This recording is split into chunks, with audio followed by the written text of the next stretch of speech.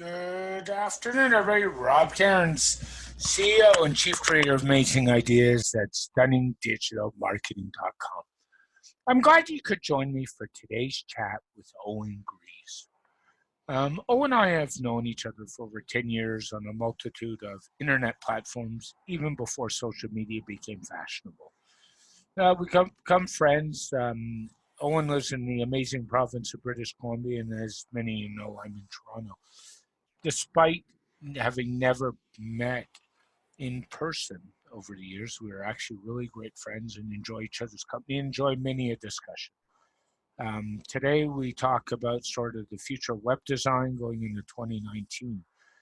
Owen has a couple of websites. One is owengreaves.com, and he operates a web hosting company at billyhost.com. If you need good web hosting, get in touch with Owen. Tell him I sent you. He'll set you up. He's really great to work with and frankly knows what he's doing. So please sit down, relax, put your feet up. Enjoy Owen and I talking about web design with a little social media mixed in, and the future of it moving into 2019, some trends, some concerns, and where we see the industry going. Hope you enjoy this. Talk to you all soon. We have to. Recording now. So here with my friend Owen, and we're going to talk a little bit about website trends. What do you see being the first big thing in websites this year in 2019, Owen? Well, hello, Rob. Really good to see you again. Trends in websites. I don't know. When I think about what's going on with web design and how everybody's trying to get websites built the easiest way possible. Like that's why Wix and SquarePants and all these other canned services have come alive. And even cPanel is trying to make it easy for clients, like SiteGround, for example, but they're going to be integrating into cPanel and the web hosting manager all of the staging mechanism. So it's just automatically going to be there. You don't have to go buy special WordPress hosting because they've got all these extra fancy tools. They're all coming. And then, of course, there is some company out there that's doing, get a website built by AI. And I'm going, I have no idea what that means. So do I think the web design is in trouble? No chance. There's still people out there hard coding. I would agree. And kind of the way I look at it is you almost have to design for mobile first. I really believe that. Mobile is about 60% of all web searches, give or take, depending on who you listen to. I think the day is coming where both you and I develop in the WordPress world where we're going to start building voice search into our WordPress sites this year. I see that coming. Yes. And you can thank Amazon and Google for leading that charge, and Apple. So between Alexa, I have a couple, Google Home, Siri, and Google Voice Assistant, right? So people get on their phones and say, tell me this, tell me that. That's right. Voice search. Yeah. I also see, personally, and I've already made the move, more and more people putting things like chatbots on their website or putting message me now on their website. I think I hate to say it, we're at an instantaneous society right now. People want answers now. They don't want to wait. Immediate gratification, right? Yeah. But I also think leads convert better. So if you got somebody going to ask you a web design question off a website and you answer within 5 minutes, your chances of converting that lead are better than if you send an email 2 days later. Yeah. In regards to the whole chat mechanism on a website, you have to be there. Somebody has to be there to answer the chat. So you, as the average person who had you build their website, isn't going to sit there and answer questions all day long. And most people aren't going to get any traction anyways because they don't know how to market their websites. That's correct. And I also think, which brings me to our next discussion, is the whole SEO pot, right? So yeah. I still think local SEO has a lot of traction to be gained. And I've said time and time again, the best way to build local SEO is a Google My Business page. It's free. Create one now, like honestly. Yeah. It will show up in Google search if you're in the area where it is, no question. But as for long-term SEO, unless you got a couple $1,000 a month to throw at it, there's better avenues to sort of. Yeah, I remember back in the early 90s when I was building websites the hard way. Remember, I built my first site, not my first site, but it was when Netscape was out. It had a composer. It was just fun to tinker, and you had the blinky words and stuff like that, which drove everybody right insane. Not sure where I was going with this, but the point I think I'm trying to make is that we've gone from having to know HTML, from having to know PHP, to having to know CSS, to having to know JavaScript, to not having to know any of that stuff. Like we've just gone a complete circle of, all that time and money and effort that was put into learning all these languages. I want to say programming, but languages. And today you don't need to. You just need to drag and drop, and look what I made. I don't disagree with that. I mean, I'm looking over on my shelf over my shoulder or beside me, and I've got a CSS book called HTML and CSS. When do you think the last time I opened it was? Right? It's been a long time. Can't be long. I've got that dynamic HTML that was put out by O'Reilly years ago. But for fun's sake too, and I'll show it to you sometime, I've also got an original VisiCalc package sitting right beside it. So that tells you it's kind of a souvenir. But the point I'm making is we're not programming that way anymore. I mean, if you go get a good site builder, and I don't care if you choose Beaver Builder, Elementor, you're a Beaver Builder guy, right? Yes, I am. Okay. Yeah. Elementor. But I was a big headway guy first. I know you were. So was I, because of you actually.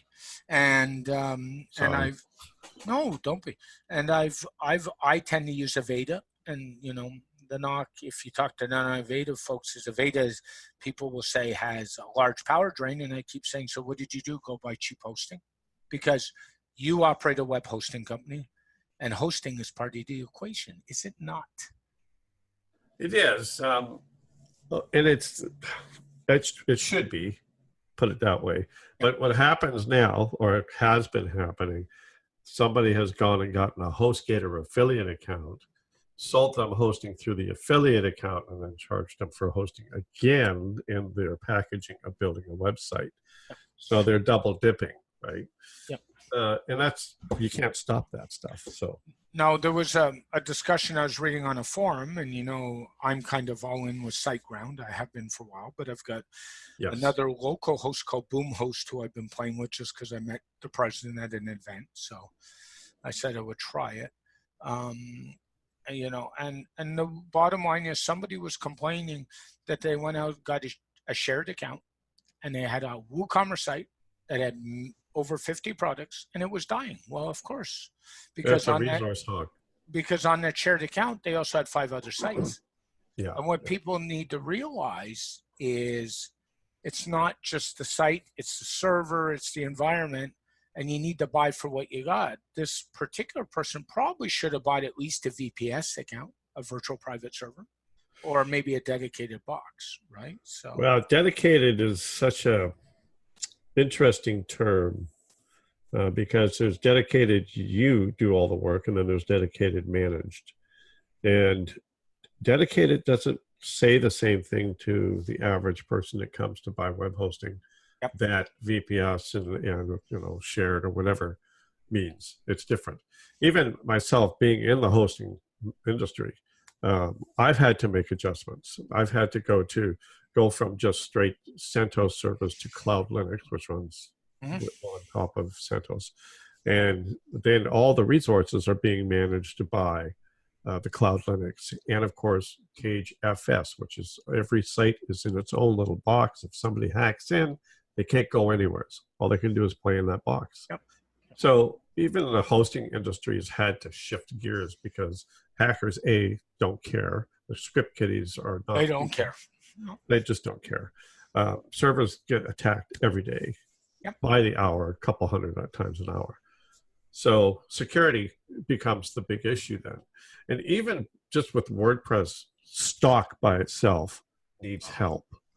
And you've been in the security business for a while, so you know that security is still going to be the number one issue. I don't care until Jesus comes back.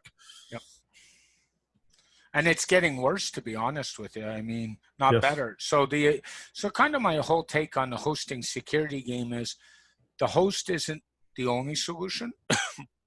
Excuse me, but it's part of the solution. So, for example, and I'm going to take a shot at my most unfavorite hosting group called Endurance while I'm here. That's almost everybody. Yeah, that's almost everybody. They don't manage firewalls. They have terrible firewalls. And then they say, by the way, if you get hacked, we'll hand you SiteLocker and charge you $100 a month. No, thank you. Yeah. So number one problem. So they keep their firewalls down to oversell their security product. And that's just bad business.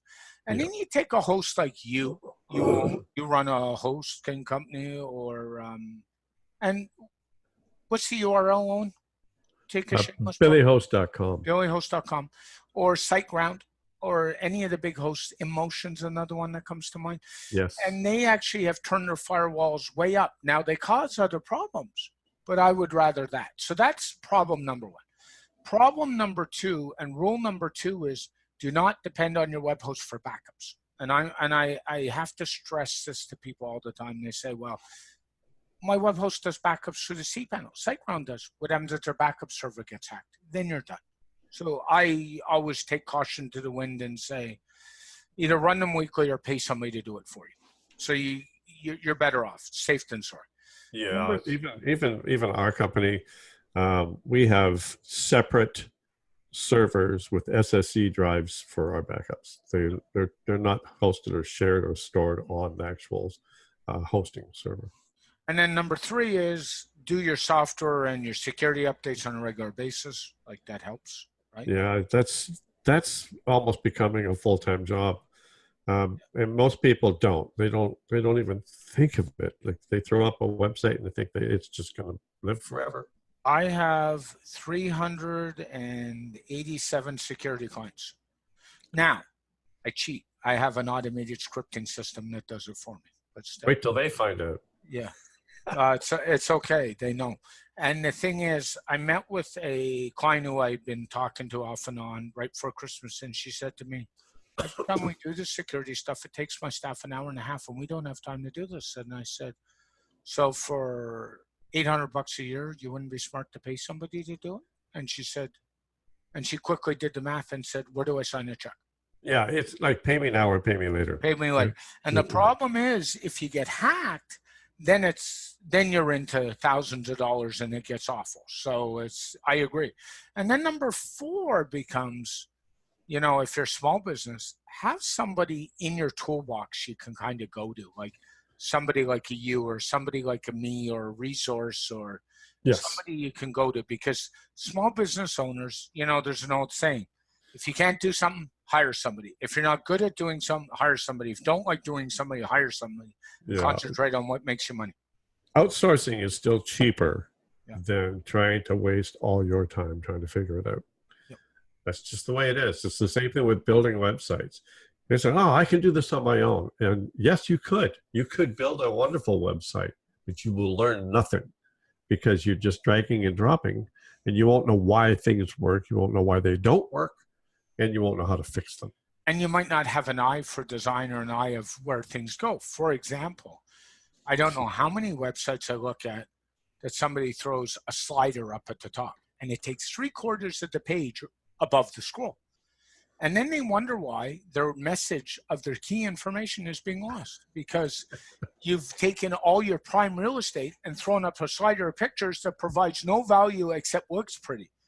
And my other pet peeve one is with the parallax. Yes, I knew that was coming. It's just like, come on, seriously, can't you get a creative thought of your own? Yeah. Because really what people look for on websites is, how do I get on them quickly? How do I get my information? And how do I contact you, right? And that's why these CAN systems are popular, because they make it really easy for everybody to go do it themselves and not have to pay somebody to do it. And then they get that and they go, yeah, but I want to add this and I want to add that. And then they find out they can't. Yeah. And or they don't know how, and then they got to hire somebody. So I have to toss shout out to my favorite podcast called WP Plugins A to Z. One of the things that John Overall and Marcus Couch talked about, Marcus has since left the show because of other commitments, not because of bad blood or anything. And they talked about a couple months ago was what you need to do as a web designer is create a menu of services. So for example, if somebody wants a WooCommerce site and they want, say, shipping not included, they want coupons and they want this, you got to have pricing set that says, okay, a website, say $5,000, WooCommerce another $1,000. And by the way, if you want a shipping module, that's another $500, and sort of present it to clients as a menu, like you're going into a restaurant. Yeah, there's two thoughts of there because it also sounds like you're just pecking them to death like a chicken with nickel and dime, and the client say all these things can cost so much. Or you could do the flat fee thing. But the problem with the flat fee for the designer is they always end up putting in more time than they actually get paid for. So one of the things I know I do when I do websites is two things. And one is I put a 2 revision clause in my contract that says you'll have 2 major revisions, that's it. And the other thing is the client must, from the date the first payment is made, have all the information to me in 2 weeks or other charges kick in. And that's the end. Getting the content up front is so critical. And we've all made the mistake of being a nice person and say, yeah, just send it to me. And then they send it to you in a Word document. And I'm like, I really don't like that. And I go, well, okay, just give it to me that. Because I end up converting it to just plain text anyways. Yeah, I'm actually in a process for that and the marketing side of my business. I'm actually building out some Google Forms that I'm going to kick in February, where people, when I take them on as a client, instead of doing onboarding in an email, they have to fill out a form.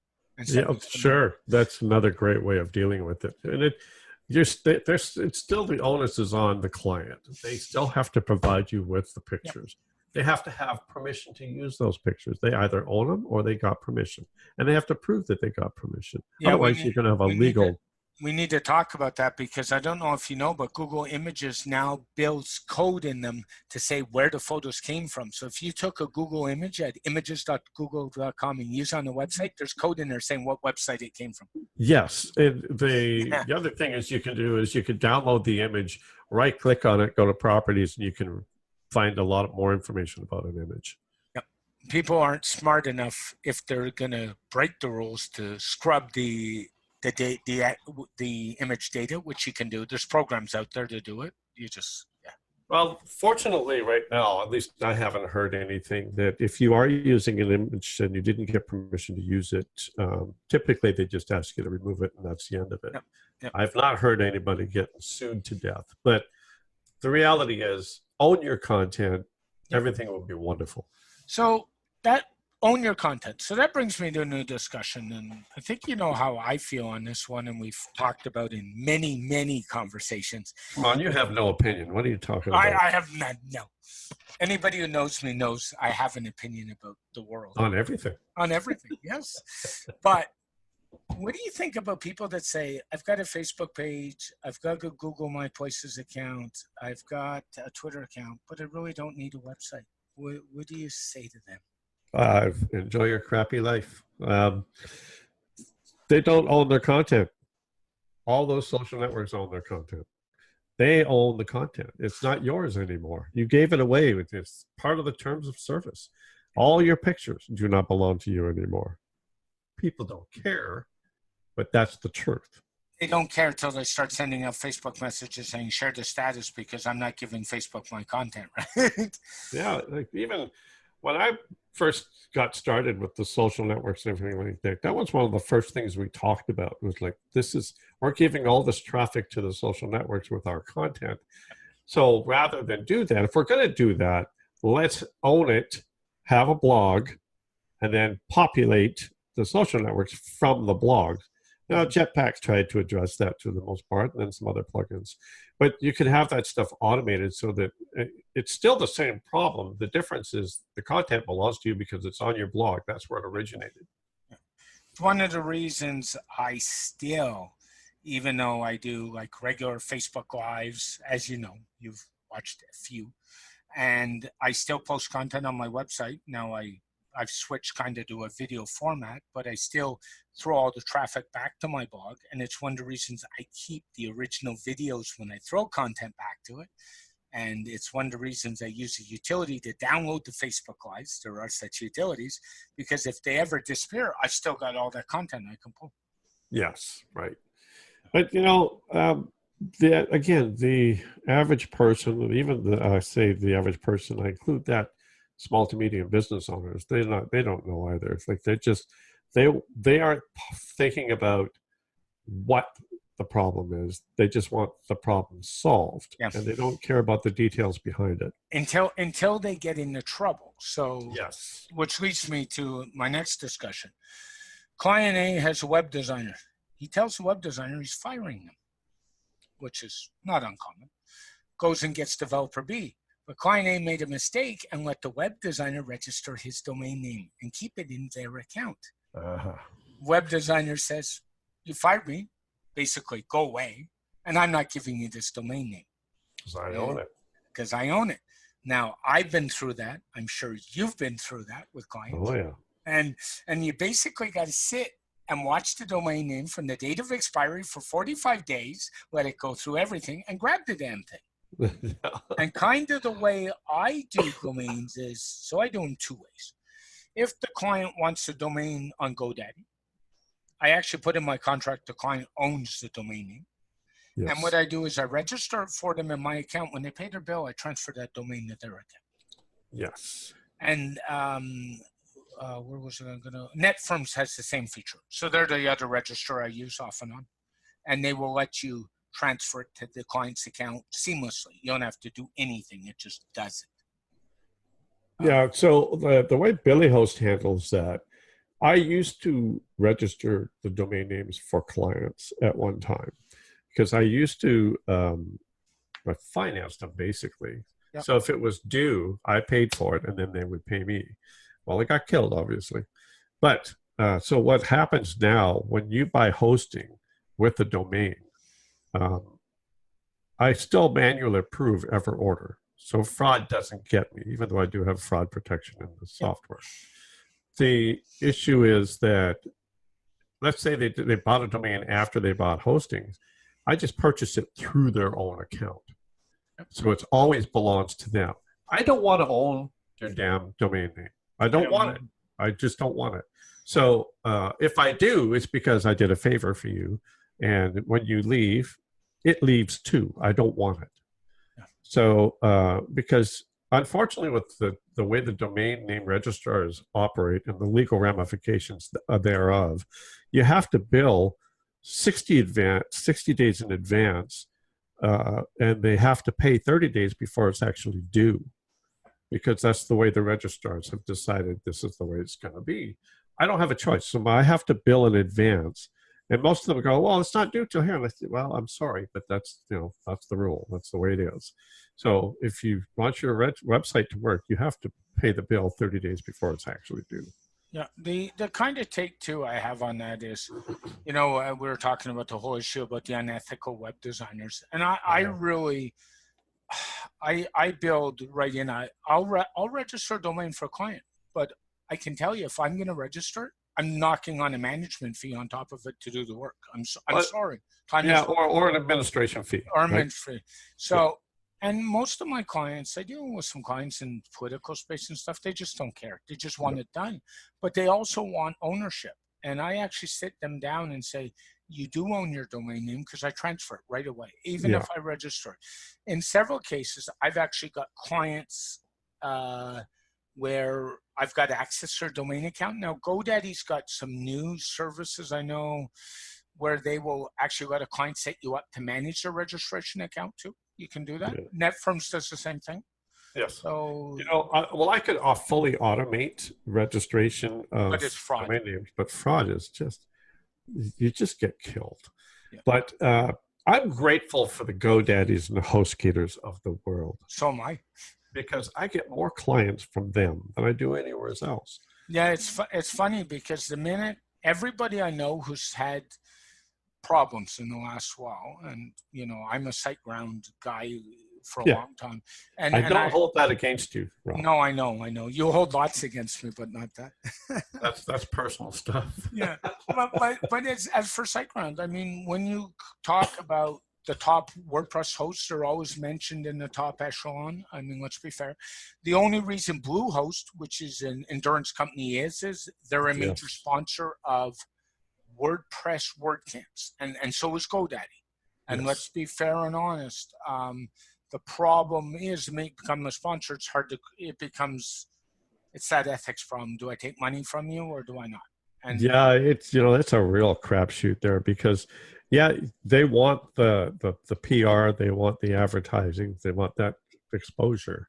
And then there's the moral dilemma of what do I do here? It's like how do I do this and still keep my chin held high without having some moral dilemma being broken? I have to tell you, I hate text chat for support. And SiteGround is no, me, a computer guy, hates text chat. Yeah. And the two companies I go to for tech support, one is Rogers by Text Chat on Twitter, but the Yes. other, honestly, is SiteGround's chatbots. They have not hired the cheapest chat support they could find.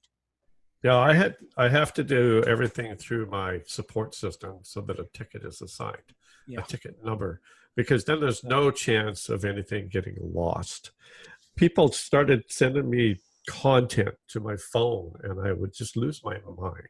I do I too. would just go like, "Why? I can't do anything with that." I mean, I can, but it takes so much longer if you would I just agree. do And it properly. by the way, just as a reminder, any of my clients who are listening to this, as of 2 days from now, no open ticket, no work. I've actually even implemented a WordPress-based ticketing system for my business. Yes, I did it. you have to. I did it 3 months ago, and I told my clients, anybody sends me anything individual, I'll open up the ticket on your behalf till December 31st. Well, guess what, folks? Today's Yeah. the 29th. It's interesting how people do the easiest thing. It's the first thing that comes to the mind. So when they think of you or they think of me, they think of our personal email addresses, mine, Owen at instead, and it's an actual Billy Host support issue, Yeah. or it's a website support issue that Billy Host web design did. They just think of contacting me directly because they know I'm the business. And as things get bigger, that's going to become a bigger gap because I'm not going to be the business. No. Other people are going to be the business. Because I'm in my 60s. At some point, someday, this business has to get handed off. I agree. Right? Because I'm not going to live forever. I might, but I won't. I want you to, but well, I appreciate that, but there's a reality here that I'm closer to the end than I am the beginning. So, and that's why you're better off using a name like billyhost.com, even though you have your personal website at owengreaves.com. And the same reason I transitioned 3 years ago to the name stunningdigitalmarketing.com. Yes, because if I ever decide to hand off, get out, succeed, sell, you can sell billyhost.com. To sell owengreaves.com is very hard. Yes, it's just good business doing that. Like it makes good logic and good sense. Even your personal, my OwenGreaves.com, which I don't think I've blogged since 2016. Yeah, I was going to say it's been a while. Yeah, I just haven't had anything to say there that mattered, that isn't easier to find and easier to get today. Back when I was doing all the blogging, that information was not widely public. Yep. And to be fair, I think the only thing I'm using my personal site for, which is robertpcairns.com these days, is pictures from family events or Christmas or an outing I went to or stuff like that. So I can say to people, and I have family members who don't like Facebook. So it's go here. There they are. I've hated Facebook since day one. I've never liked it. Yet I was huge Twitter guy when Twitter came out. Man, 20,000 followers happened really fast, and it's like, and back in the day when you could actually have conversations and build little communities on Twitter. Now it's like a giant funnel of water. Yep. If I'm being polite. Do you remember? just because we're there, do you remember a friend feed conversation we had with Robert Scoble one night? Yes. Yes. Friend feed. Love that site. You and I got going with Robert Scoble one night, and then Yeah. who else was in that? There was somebody else big in that chat. Was it? I can't remember. And it was one night at like 12 o'clock, and this thing went on for hours. And I got off that conversation. And, you know, it's funny because Robert and I, we knew each other, but we never had much of a relationship. And now we have this amazing relationship, all because of that conversation. I actually know his brother better, Alex. Yeah. He's just down the road from me in the States here. But the point is, in those days. Now, interestingly enough, you talk about Twitter. Do you know Twitter is still the number 3rd most alternative? So if you take the top 10 search sites, which is, we know is Google number 1, YouTube. Yeah. I use the search on Twitter a lot. But Twitter is still, as far as alternatives, number 1 is DuckDuckGo, believe it or not. Which is awesome too. Yeah, and number 2 is Twitter. When you go to alternatives, it's Twitter. I still use Twitter. I use Twitter to find clients. Yeah, me too. It's just a good tool to use. I actually use it to find people, and then I send them an email if I can find it and say, by the way, I see you can do this, and this is how I can help you, and I spell it out and say, here. Yeah, I have some regular stuff that gets posted on Twitter. Things that are automated. Unfortunately, they're canned solutions. But I don't use Twitter like I used to. I remember living on Twitter. You and I lived on Twitter at one time. Yeah. Friend feed was my favorite. Out of all of them back in the day, that was my favorite one because it kept your conversation in one nice little tidy package. Like you could just follow a thread. And, you know, it was like a news reader, with threading turned on. It was awesome. Yeah, and I still remember that night with Robert. It was quite the magical. It was quite the magical night, and it was going on, and he didn't want to go, and we didn't want to go, and you guys are both on the West Coast, and I'm on the East Coast. Yes, you are. Not on the coast, but I'm in Toronto, so I'm on that 3-hour time zone difference. Yeah. Yeah, and the only thing I've seen close to it, frankly, in Facebook is some family conversations. And we have one that's been going on over the holidays where somebody opened up a group with 50 family members and they keep posting it. But it doesn't have the same feel. So and ironically, Facebook bought friend feed. Yes. And did nothing with that. And Instagram and the chat program. I was going to say ManyChat, but not ManyChat. Text program. I can't remember the name of it. Doesn't matter. But the sad thing that happened, and I predicted this back when I was studying all the future stuff. When these social networks came along, they were like the Wild West. I mean, they were fresh. Nobody knew how to use them. Nobody knew what to do with them. And I claimed many years ago that eventually they would become like the telephone. Everybody will know how to use them. Yeah, I agree. And all these social media gurus, what are you going to sell them?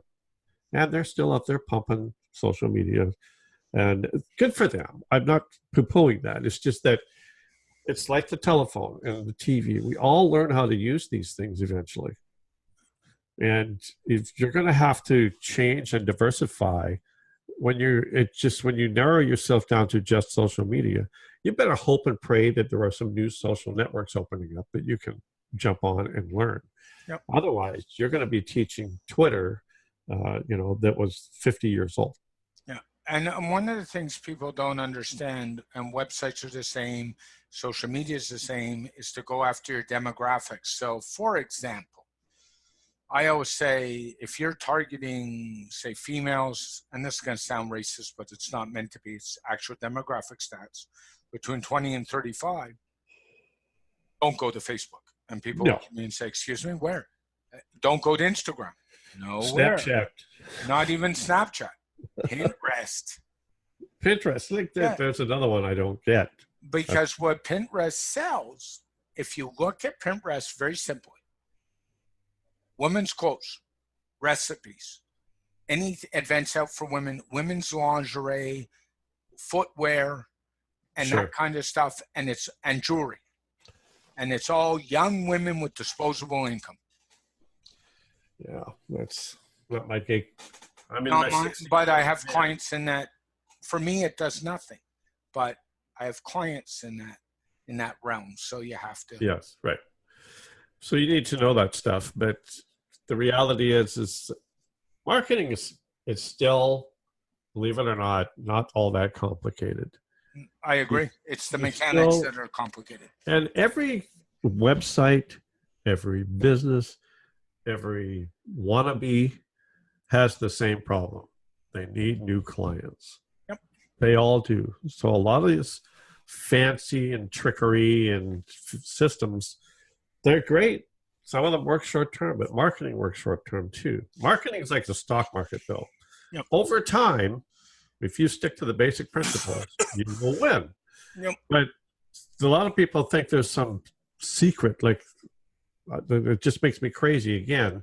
All these things, become a millionaire in 6 months and No, stuff you like can't that. do that. But one of the things you can do is to think out of the box a little bit. For example, one of the things people always say, marketing, if you're going to send out newsletters, send them out at 5 a.m. or 6 a.m. your time because they're at the top of the inbox. Sure. The problem is everybody does that. So I send mine out at 2 in the afternoon when nobody sends them out. So sometimes you got to go against the grain to make yourself stand out. You can't always go with the grain. You know, when I was in broadcasting, I was in radio and television for years, and we used to live and die by the numbers, you know, the BBM numbers, the Broadcast Bureau Measurement. And so every quarter hour mattered. So we were number one between 18 and 24 at, 3:15 on Friday afternoon. And of course, every radio station could claim they were number one at some point in the day, which was just wonderful. But if you sell your advertising based on those numbers, when the numbers tank, so does your selling. So you got to be careful.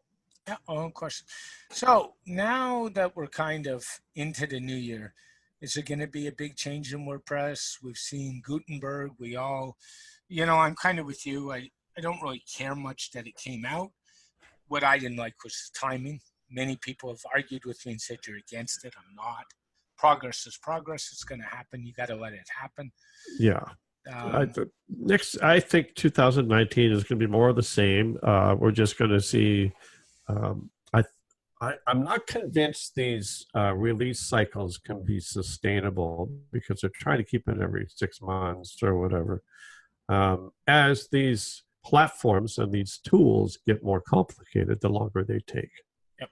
And I'm not convinced in 2019 we're not going to have more security issues. I think we're actually going to have way more, not less. I don't think that's ever going to stop. I think we're going to be worse. Yep. Yeah, it's ramping up. The fact that elections can be manipulated tells you a lot.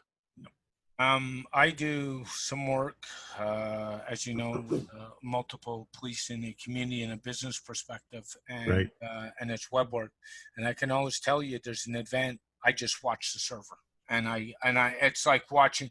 And these are not bots; these are planned attacks at this point. Yes.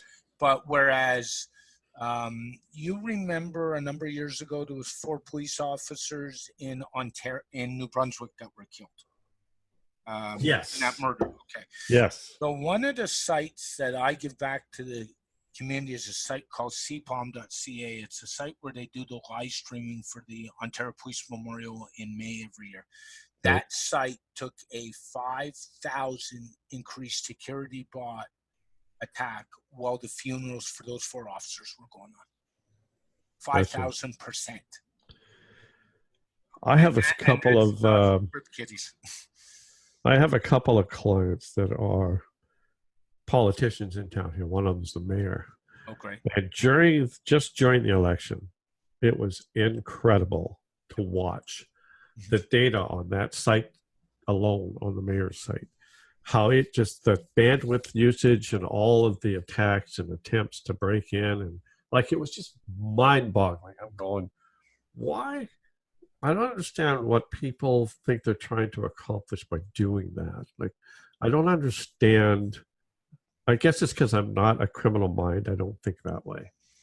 Yeah, they have another ulterior motive usually, and it's just, and that's not a bot. That might be bots that launch the attack, but that's what I call a targeted attack, right? Yeah, well, there was some targets because I was able to. We had to hand over some IP addresses, but and they were just from like 20 minutes down the highway Yeah. in another community, and that's where the attacks were coming from. But unfortunately, you got better things in life to do with your time, I'm sure. I do. Yeah. Yeah, like, of course, we're in the business of protecting and the security and all of that, and because I run a number of servers, I have to be on it. Like, I can't just let it sit. I gotta be watching it. I've got layer upon layer, firewall upon firewall upon, proxy, router, you name it. Like, you have to have multiple. You can't just have a couple in a VLAN and cross your fingers and everything's okay. And then you have to be forever reading to find out what's out there. I mean, and proof in the pudding, if anybody remembers in the WordPress world, WP Gdpr this year, there was a plugin that I got caught using on 2 sites, and I got hit terrible. hard. And SiteGround actually stopped the attack at their firewall, and I got infected in the hour the hack was announced to the time it was stopped. Yeah. And this was not a plugin that was written maliciously. This was not a plugin that didn't have security updates. This was not a plugin that half the world wasn't using. It was. I mean, and then we went through it again with another plugin 2 weeks later. And it was like, and the latest one has been Easy Updates Manager, which is an open source. Again, another plugin that was written with the best of intent, and somebody found a hole. And everybody's saying it's bad code. It's not always bad code. It's the minute you become 20, 30% of the market, you become a target. Well, interestingly enough, there are enough sniffers out there that as soon as a WordPress install happens, it knows about it. Yeah. It doesn't matter who you're with, who you're hosting with. As soon as there is a WordPress install, it knows about it. So you don't have a chance. So I have to be prepared on my back end when I'm installing. I have to have a way to try and block that. And again, the whole login.php, the WP hash login.php is just, it's like, look at me, I'm over here. Yeah, and not only that, the number one thing that 50% of people who do WordPress installs still do is use the admin account. It's the admin account. They call it admin, and it doesn't matter that the password is complex. The minute that's done, the site is hacked and the virus is in there, and there you go. Done. Yeah, there are some things, as we know, we have a protocol of things, a list of things that we do before we even get to the point of logging in. Yeah, it's funny. So I think security is going to be a problem. I think page builders this year are just going to keep growing. I mean, choose your favorite one. As you know, Owen, I refuse to get into this Coke and Pepsi fight. I kid about it, but I don't. If you like Beaver Builder, use it. I like Aveda, use it. You like Elementor, use it. They're all tools. They all work the same. Use the tool that you are comfortable with. You want to get a Mac and an iPhone, feel free. I won't, but feel free. Yeah, I haven't joined the cult. But the point is, I just don't get into those fights. I think people in design are looking for alternatives for both video editing and picture editing. A lot of entrepreneurs are fed up with Photoshop because of the cost right now. A lot of all the good tools cost a lot. Yeah, mind you, in the video side, I made a switch 3 years ago to Corel Visual Studio. Oh, you're old school. Oh no, Corel Visual Studio is new school. The new version does split screens, pans, and all kinds of stuff. Nice. And it's only $99.99. Gonna have to sniff that one out. Yeah, it's the upgrade is, I think for the upgrade from version 10 to the latest one, I paid $30. Right. And I still use GIMP over Adobe. I have CS2, so like whatever. I don't do a lot of video work, but that tool I'll have to look into. Check that one out. Premiere is gone, and even on the Mac side, Final Cut has taken a dive. The pros are fed up with it. Wow. So I mean, there's tools like that. I know I was looking at discussion the other day where people are looking for Photoshop alternatives. I mean, for social media stuff, a lot of people are going to Canva. A lot of people are going to Pixar. Really? Yep. Pixar does some cool things, like you can take a video and then drop a picture into the video and freeze it. Things like that. Yeah, so I mean, there's some other tools out there, but the big thing is mainstream business doesn't like small tools. Well, no, that's true. But, like my business, most of my time is on the hosting side. But I do carry, I carry quite a few projects of website development. Yeah. So I have the tools that I want that I use, and some of them are free, and most of them are not. But it's the Billy House web designs. Last year was a good year. A lot of people that know who I am, and that's kind of what I do. I prefer to be working mostly on the servers and the hosting side of things. But if websites come and if someone needs help, I'm their guy. Whereas I've kind of transitioned a little bit, I'm doing probably, except for the security side, I'm probably doing more on the marketing side than in my actual design from scratch.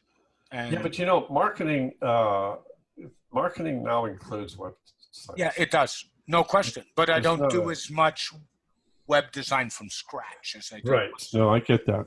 But your marketing has to include the website and your email campaign. Oh, I agree. All those things are new to marketing, but there's systems now that you can use. Oh, that leads me to one last discussion, and I think you and I differ a little bit on this one. I prefer, which would be nothing new, I would prefer personally my clients not host their email on my email server. And you know what my preferred solution is. Yes. And I don't care if you use the G Suite solution or the Microsoft solution. My problem is I'm not a big fan of all my eggs in one basket. Well, there is that.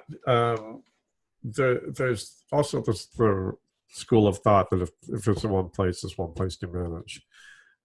All my emails are not on the same server as the website. I have a separate server for email. But in a shared hosting environment, if that's the route the client goes, that's what you get. Well, yes, and that's a reality. But, you're either using Outlook.com, G Suite, and it's all DNS anyway. So it's just a matter of pointing to a different tool. It doesn't matter. The email still has to flow through your domain name. That is true. No question.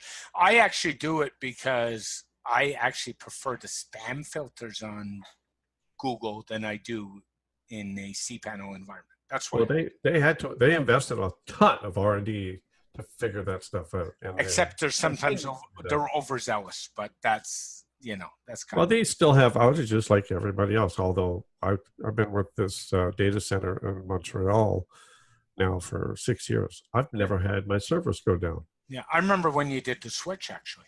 So Yes, when I left the HostGator circle. Oh yeah, you were done. You were done at the same time. I lost clients like you have no idea. All my large clients went away because the email didn't work because their data networks were down. Like it's just like I had nothing I could do. Like absolutely nothing. But sit here and suck my thumb and feel sorry for myself. And I said, I gotta find something better. Yeah. So I did.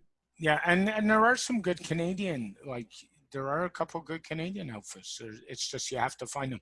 By the way, anybody who's looking at net firms and think they're Canadian, they're also part of the HostGator circle. So, that's right.